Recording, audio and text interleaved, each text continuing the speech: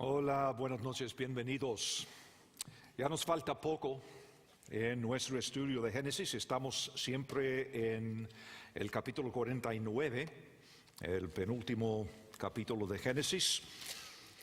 Estamos viendo esta serie de promesas, bendiciones, profecías que Jacob, o Israel, como también se llama, está pronunciando sobre sus 12 hijos poco antes de su muerte. Y en esta oportunidad solamente vamos a ver dos versos aquí en Génesis capítulo 49. Vamos a comenzar en el versículo 20. El pan de Aser será substancioso y él dará deleites al rey. Neftalí, sierva suelta, que pronunciará dichos hermosos. Así que solamente vamos a ver los casos de Aser y Neftalí, dos de los 12. Y les digo que enseñar esta porción es difícil, digo todo el capítulo, porque en un sentido histórico es una porción bastante importante, porque Jacob en estas profecías está dándonos un bosquejo del futuro, de lo porvenir. Lo difícil es que algunas porciones se han cumplido en un sentido histórico y hay otras porciones que están esperando su cumplimiento en el reino venidero del Mesías, en la segunda venida del Señor Jesús. Así que es un poco complicado. Y honestamente, hay algunas de estas profecías que sinceramente no tenemos idea qué significan, porque son difíciles. Y lo más difícil es pensar en cómo predicar, enseñar todo esto a un grupo de personas como ustedes, tratando de sacar aplicaciones prácticas, porque a la misma vez no quiero torcer las escrituras, no quiero tomar los símbolos y torcerlos tratando de forzar algo, pero la Biblia dice que cada porción de la Biblia es útil para nuestra enseñanza, crecimiento, todo esto.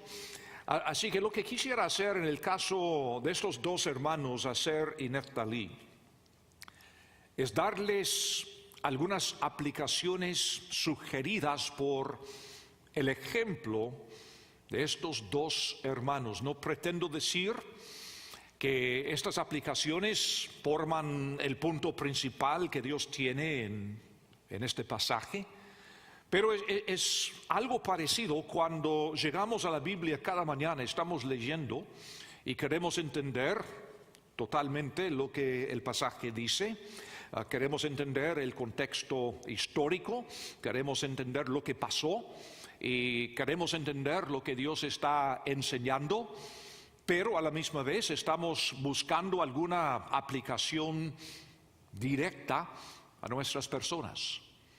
A veces la aplicación es indirecta, ¿me entienden? O sea, cada día es diferente.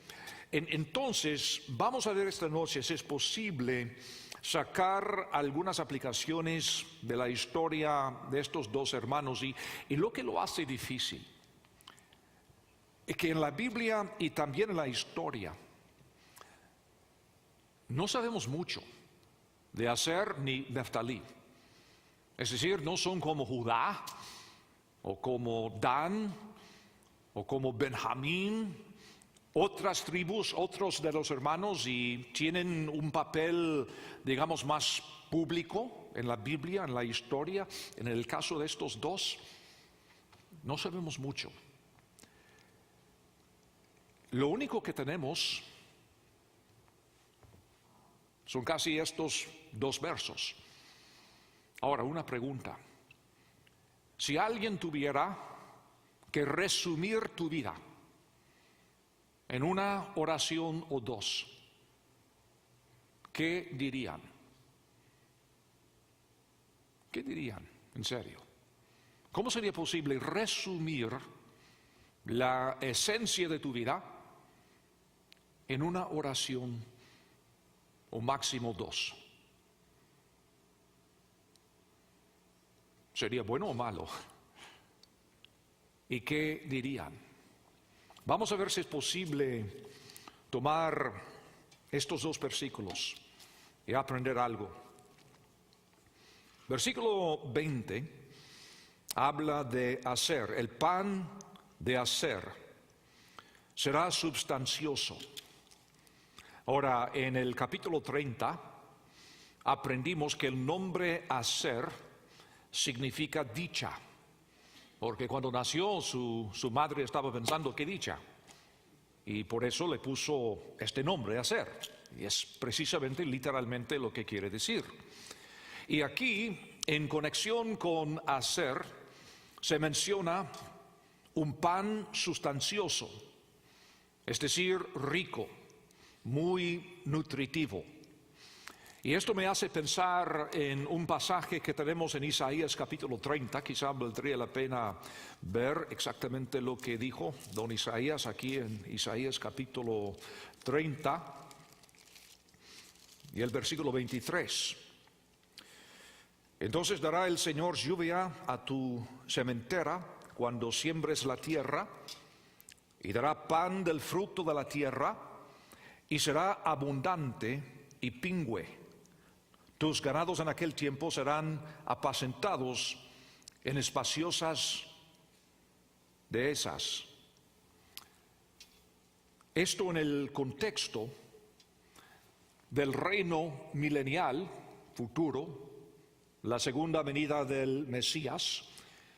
Y yo creo, perdón, francamente, que aquí en Génesis capítulo 49, que el cumplimiento principal de estas palabras de Jacob sobre hacer también será en aquel día, en la segunda venida de nuestro Señor, y algo tendrá que ver con pan pingüe o abundante.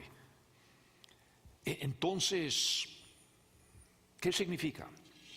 Luego dice, aquí habla de los deleites del rey. Y él dará deleites al rey. Esta frase se refiere a manjares lujosos. Y este concepto aparece varias veces en la Biblia, pero fíjense, en todo caso, excepto acá, tiene algo que ver con los malos. Es decir, en el sentido de exceso, un lujo excesivo. O sea, manjares de los ricos, quienes por sus crímenes, por sus propios esfuerzos han llegado a tener mucho, demasiado, y entonces se habla de sus deleites. Pero aquí, en este pasaje, en cambio, dice que son deleites para el rey. En este contexto, es decir, comida idónea para el rey. En un sentido literal, lo que sí sabemos de Aser es que Aser recibe un territorio muy fértil, allí en la porción noroeste de Israel. Una tierra que da buenas cosechas y representa lo mejor del grano y aceite en todo Israel. En una sociedad agrónima, algo bastante importante.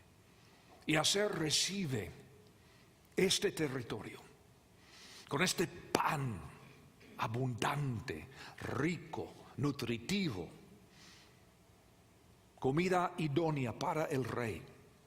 Pero el cuadro que aparece aquí en capítulo 49 es el cuadro de alguien alimentándose de pan sustancioso y a la misma vez entregando a otros estos manjares lujosos, idóneos para el rey.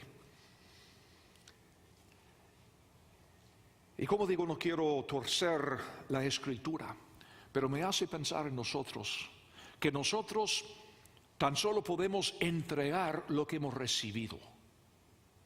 ¿Y cómo es que vamos a tener pan sustancioso para los demás si nosotros no hemos recibido de este pan de vida.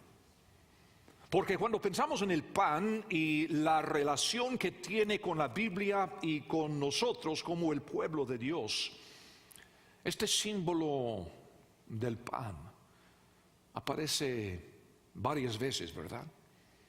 Vamos a permitir que la Biblia hable por sí misma. En Juan capítulo 6, el versículo 35, Jesús está hablando y nos da uno de los 7 dichos de Jesús en el libro de Juan: yo soy. Y en este caso él dice: yo soy el pan de vida. Un poco importante. Si estamos hablando del pan y queremos saber cuál es el pan sustancioso, pues quién mejor que Jesús mismo. Él es el pan de vida. Y sabemos también que en Lucas capítulo 22, el versículo 19, al final de su ministerio terrenal, el mismo Señor va a continuar este simbolismo cuando celebra la última cena con sus discípulos. Y dice en versículo 19: tomó el pan y dio gracias, y lo partió y les dio, diciendo: esto es mi cuerpo, que por vosotros es dado. Haced esto en memoria de mí.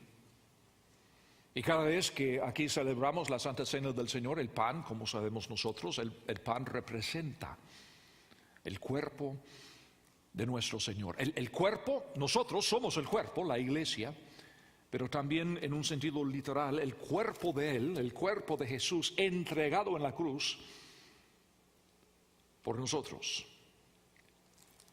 Y Pablo sigue también esta misma línea en su carta a los Corintios, capítulo 11, versículo 28, 26 quiero decir: así pues, todas las veces que comiereis este pan y bebiereis esta copa, la muerte del Señor anunciáis hasta que Él venga.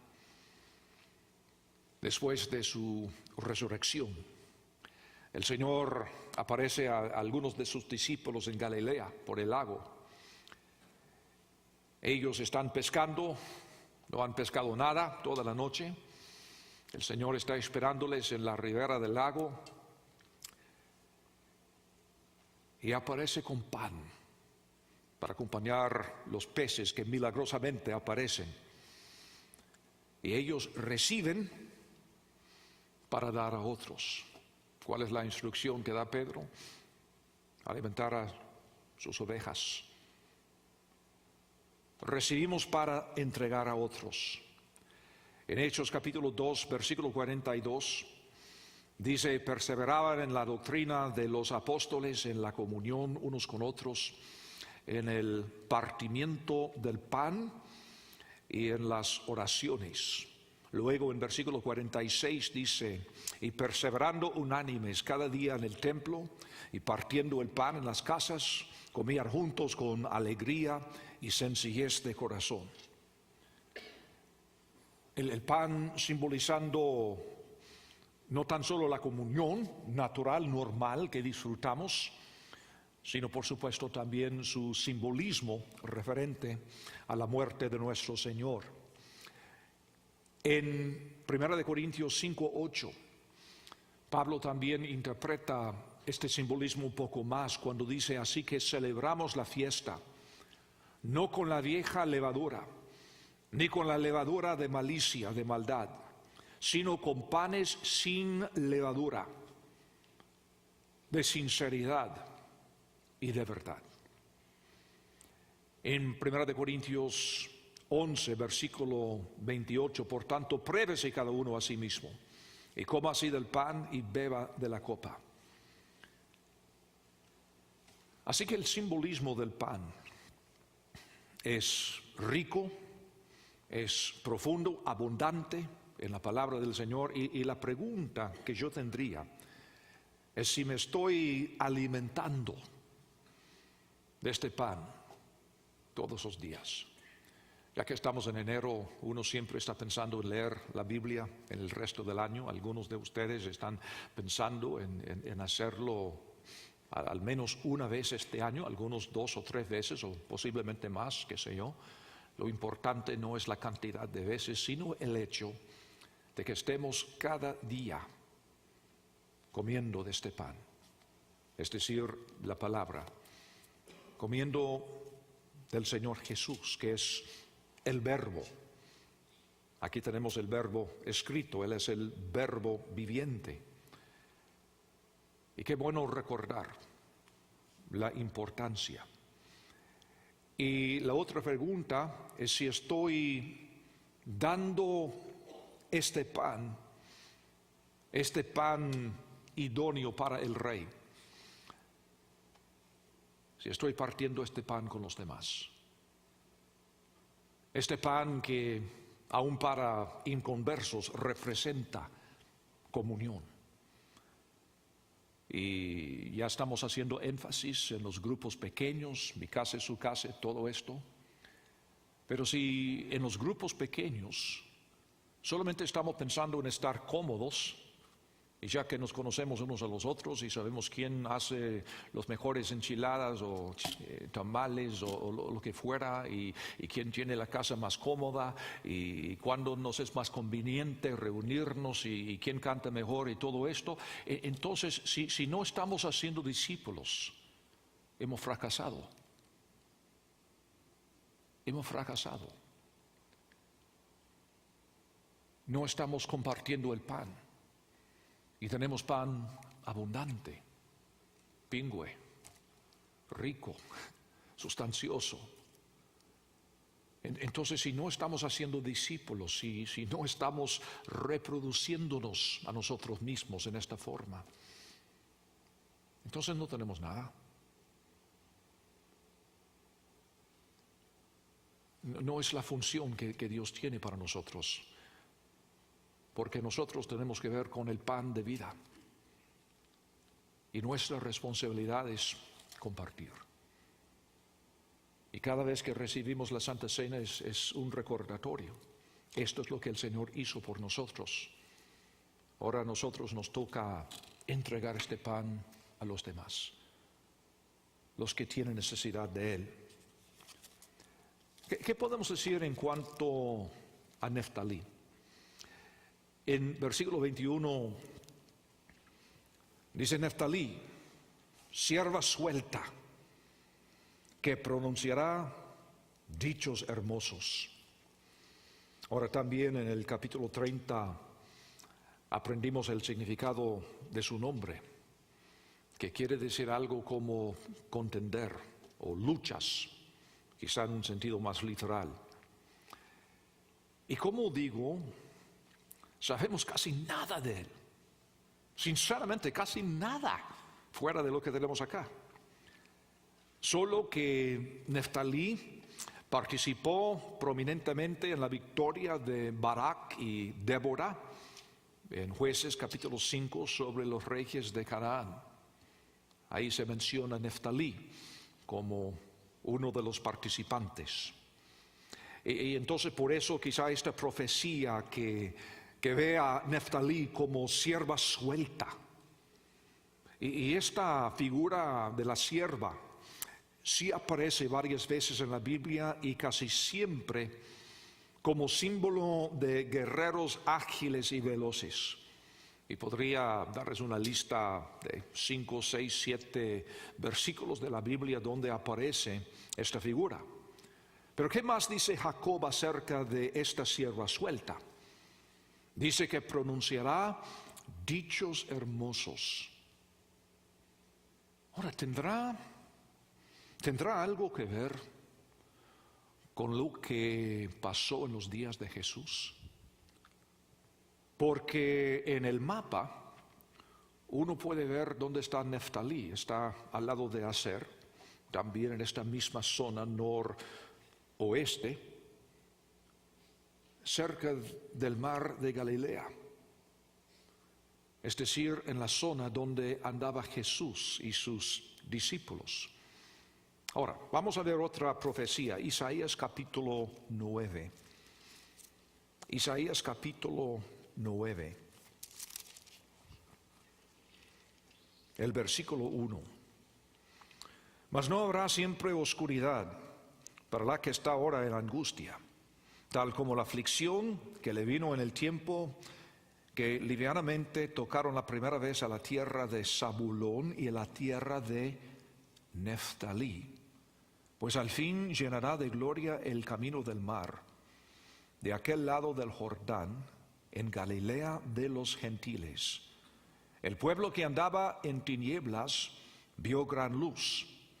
Los que moraban en tierra de sombra de muerte, luz resplandeció sobre ellos.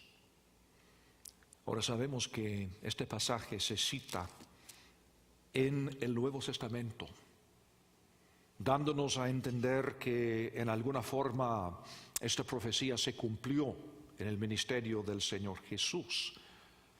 Muy posiblemente porque los discípulos de Él eran de esta zona. No exactamente de Neftalí, porque no tenemos los datos para saber de dónde eran. Solamente sabemos que todos los 12 eran de Galilea, de esta zona. Quizá algunos de Neftalí, otros de Aser, otros de Zabulón, porque esta es la zona. Pero lo que Isaías está diciendo es que cuando viene el Mesías, Él vendrá a aquellos que han estado en oscuridad, no a aquellos en el templo en Jerusalén que disfrutaban de mucha luz. Así fue la imagen que ellos tenían en su mente. Sino Jesús aparece en Galilea de los gentiles, aquellos que estaban en oscuridad, para manifestarles su luz. Qué interesante. Yo creo que en parte esta profecía se cumple en los discípulos del Señor Jesús, y a lo mejor tendrá su cumplimiento final en la segunda venida, quizá en alguna manera que ni sabemos cómo. ¿Qué podemos aprender nosotros? El padre de Neftalí, el mismo Jacob, Israel, fue un luchador también, ¿no es cierto? Tenemos aquella historia en Génesis capítulo 32, cuando quedó luchando con el Señor toda la noche hasta el amanecer. Dios tuvo que luchar contra Jacob porque éste no comprendía el propósito de su vida, de su misión. Pero cuando nosotros también luchamos en la oscuridad, y estamos luchando bien con Dios, tarde o temprano vamos a ver una gran luz. Qué esperanza. Posiblemente tú estás pasando por este tiempo de oscuridad ahora mismo, luchando y luchando. Qué bien, porque la luz de Dios viene a aquellos que están luchando en oscuridad. Y si nosotros entendemos la misión que hemos recibido, también nosotros hemos de luchar contra potestades y tinieblas y todo esto de que habla Pablo en Efesios capítulo 6. Es parte de la misión. En Colosenses capítulo 4, versículo 2, yo creo que Pablo entienda bien su misión. Capítulo 4, versículo 2, perseverad en la oración, velando en ella con acción de gracias, orando también al mismo tiempo por nosotros, para que el Señor nos abra puerta para la palabra, a fin de dar a conocer el misterio de Cristo, por el cual también estoy preso, para que lo manifieste como debo hablar.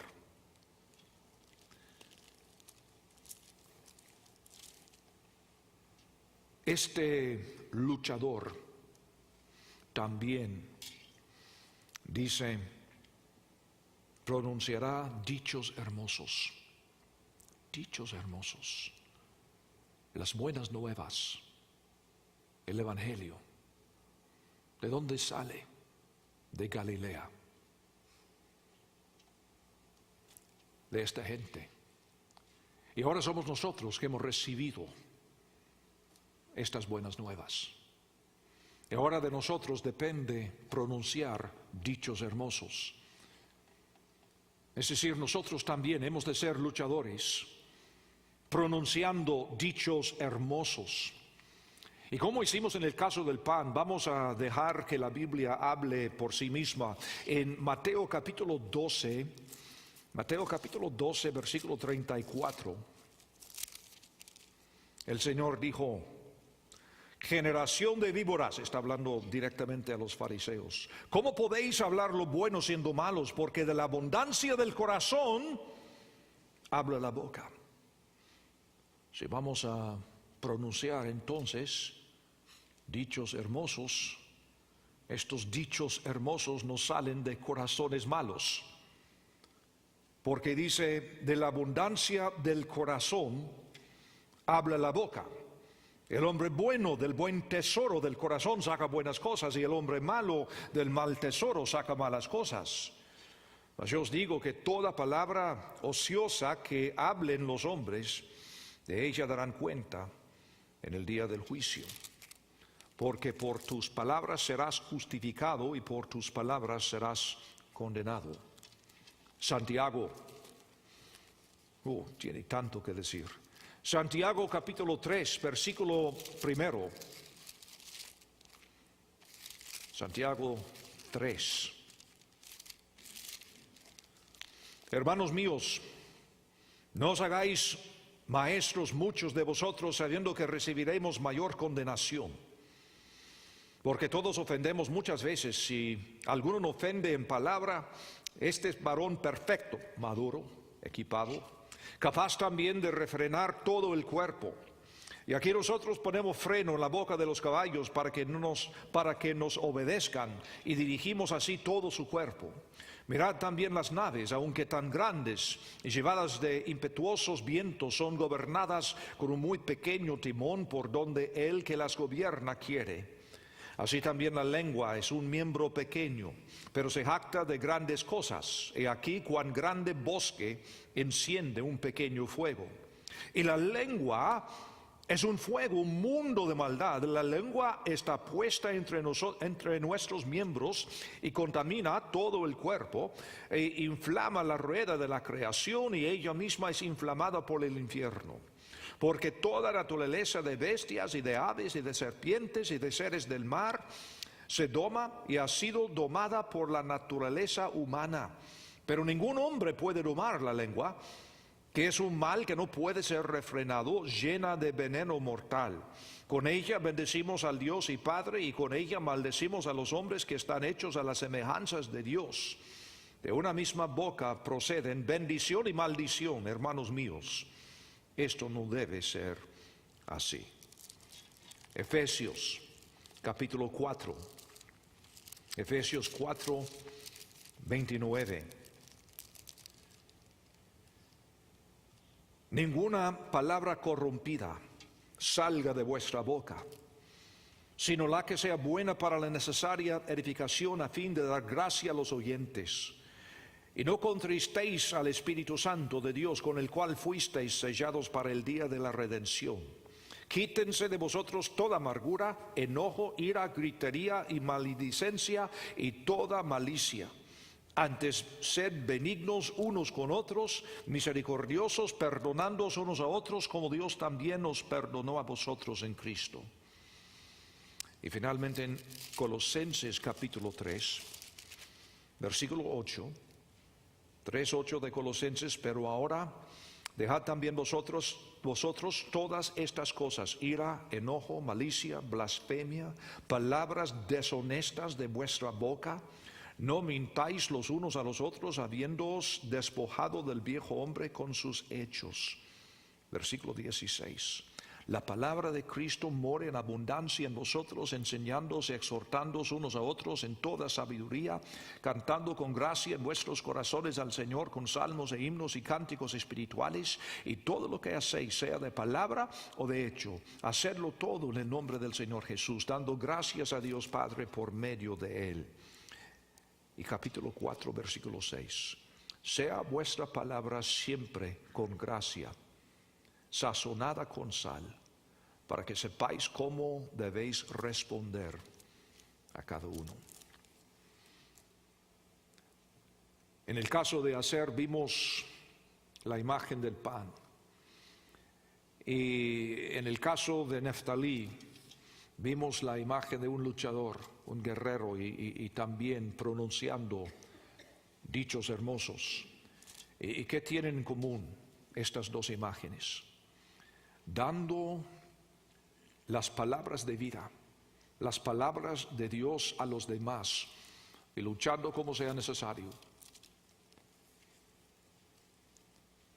Y si tuviera que resumir en pocas palabras lo que podemos aprender de este pasaje para nuestro bienestar, sería hacernos la pregunta si estamos nutriéndonos de este pan y si estamos dando este pan a los demás.